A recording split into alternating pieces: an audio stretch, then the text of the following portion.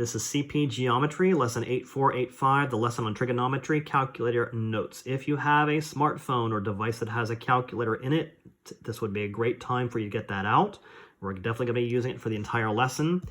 And as you do that, I'll quickly review sin, cos, and tan. Those are your trig functions, sine, cosine, and tangent. We're going to be going through all of the motions for all the keystrokes on how to do all of this stuff. It's really super simple when you use a calculator. There's not a whole lot to do. So let's just go to the calculator. I'm going to get you into that now. So you're going to turn your calculator to the left, which gives you all the other options. And right here you can see sin, cos, and tan. We're also going to be making use of the second function key over here on the left-hand side, and of course your normal keyboard with your operations and numbers. If you don't have a smartphone or a device with a calculator in it, I will be providing links that you can access the similar function online. So let's just jump right into it. So they're wanting the sine of 52, the sin of 52, we'll call sine of 52, and you're just going to go to your calculator and do 52 and go over and hit sine. Notice the answer is a really long decimal, so we're always, for the foreseeable future, we're going to cut those off to 4 spaces after the decimal point. So 7880 is exactly what I have there. You're just going to type in the number, hit the function. So jumping to number 2, tangent of 84. We can clear off the screen here. So I'm going to type in, of course, 84 and go over and hit the tan key, the tangent. 9.5143, account for rounding, is 5144, 9.5144. So yes, there's going to be 4 numbers to the right of the decimal. Do account for rounding. Look at that 5th number and see if you need to round up or keep the number as is. Okay, the next one is the cosine of 12. So we go to our calculator, 12, hit cosine, 9781. There it is, 9781. Number 4, sine of 33. So type in 33, and we go back to the sine function, 5446. 5446. The number following the 6 is a 3, so that means we get to keep that 4th number the same. Okay, let's move on to the next set of questions. A little bit different as far as the calculations are concerned. You kind of have the answer, you're missing the question. So this is where we're going to be using that second function key.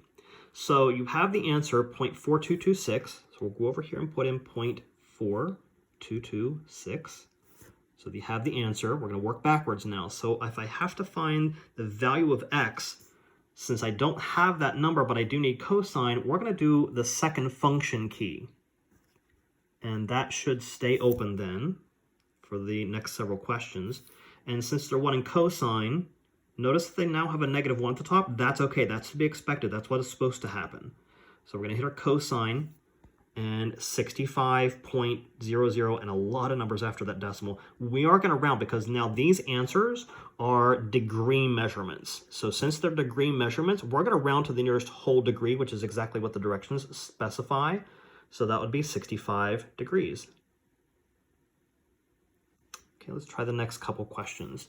So notice as I clear that off, the second function key is still lit up. So that means that function is still available to us. And we'll turn that off later when we need to. So the answer this time is 0.1944. And since we need tangent, making sure that second function key is still lit up, hit the tangent. And I hit it one too many times. Let's try that again. My apologies.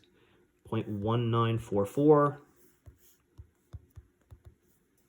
And go over, hit our tangent key once, not twice. That would be 11. And 11 degrees is exactly what we have here. And moving on to number 7, 0.9397. Still making sure our second function key is lit up. We're going to hit our sine function, 70 degrees. And for number 8, 1.6003. My apologies, 1.6003. This is not working well, is it? 1.6003. It's hard to record and type at the same time, but I'm managing. And tan function then 57.9. We're going to round that to 58 for whole degree measurements. Moving on to the next set of questions. Notice that the x value is missing. You do have a fraction on the right-hand side, so we're going to do a couple things. And notice the directions say round to the nearest tenth, so that's going to be an issue when we get to the answer. You're just going to do the sine function of 42, and of course then to get this number to the other side, you're going to multiply. So we'll take care of that in the last step. So let's go to our calculator. I'll try to have everything in view here. So we're going to make sure we turn this back off. We're done with our finding our measurements. So we have the sine, cosine, and tangent numbers. So you do not need the second function key anymore. You have the degree measurement. So let's go ahead and do 42 sine. I know that's a decimal number right now. We're going to fix that.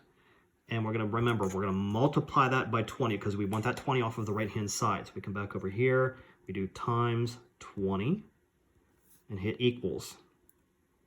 13.38, since it does say to the nearest tenth, we're going to round up to 13.4. Moving to number 10, clear off my screen here.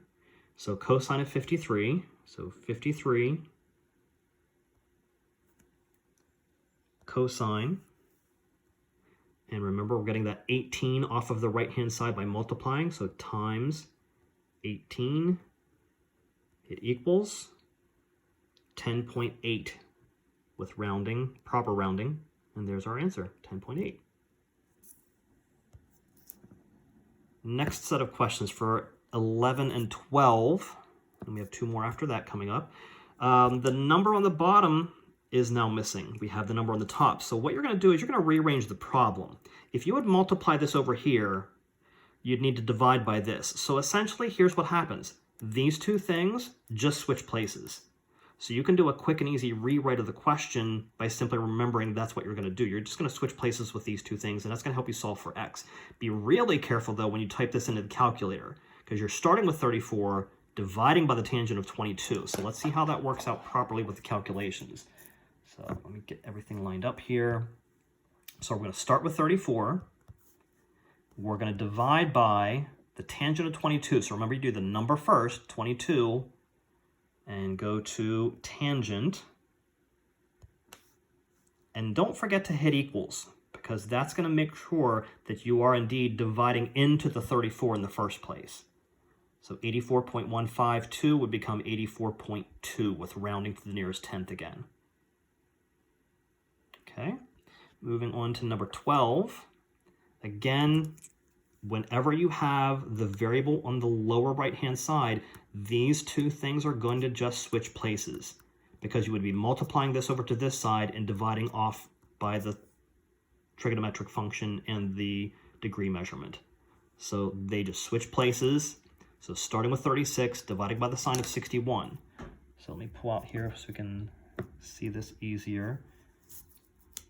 So starting with 36, dividing by 61's tangent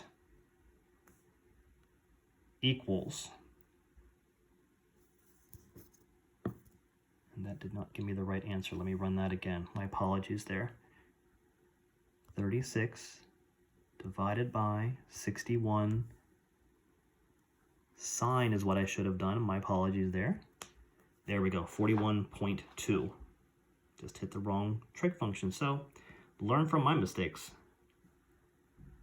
Again, it's not easy to record and type on a calculator at the same time. Lessons learned. And the last two questions. You're probably yelling at me along the way, hey, you're using the wrong trig function. So the last two questions, notice that your degree measurement is missing.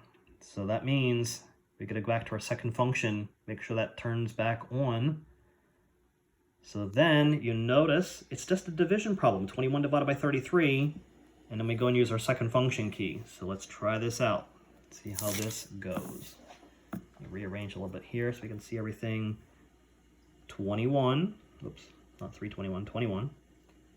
21 divided by 33 equals, and then make sure your second function key is on, and we need the cosine 50 degrees.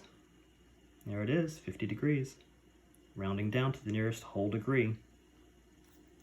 And last, but certainly not least, as they say, let's cross this off, get rid of that. So we're going to do 37 divided by 23, hit equals, and we need the tangent. Make sure the second function key is on for that. And we have ourselves, looks like here, 58. Sure enough, there's 58 degrees.